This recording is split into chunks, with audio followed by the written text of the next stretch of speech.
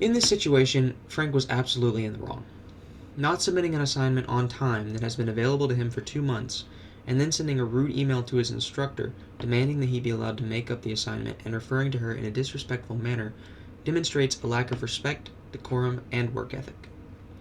From a communication standpoint, things look even worse for Frank. Putting aside the fact that he should have been more than capable of submitting his assignment on schedule, given the gracious amount of time afforded to him to do so, Frank's communication in the situation that arose from his procrastination was subpar. Frank should have been the initial sender in the situation, not the initial receiver. Once he provided feedback to Dr. Jones's kindly worded email, he did so with a poorly encoded message which ignored the communication conventions of the medium he was using, and made his message come across as arrogant, demanding, and self-important. Dr. Jones didn't do anything wrong in this incident, and the messages that she sent to Frank were clear, respectful, and assertive. She acted in a very professional manner in a tough situation. If I were Frank's advisor, I would tell him to make sure that he prioritizes his coursework over basketball, and to be better about communicating with his instructors in a respectful manner.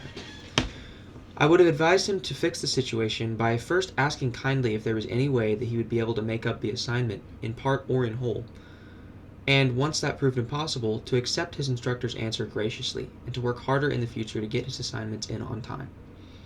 Following his rude behavior towards Dr. Jones, I would also suggest that an apology might be in order.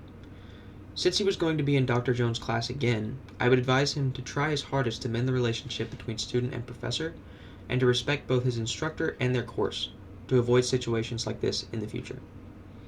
Frank's actions may have had some negative side effects which might affect his future at the college.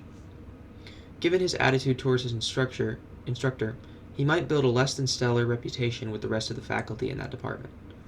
Additionally, his unfounded complaint against Dr. Jones might hurt his integrity in the eyes of the college. The only noise I could identify in this communication breakdown was that Frank may have lacked a firm grasp on how to email an instructor. It's possible that Frank could have been a first-year student who might not have had any experience with email in high school, and he didn't perceive his response as rude or understand that it was his responsibility to email his instructor prior to missing an assignment.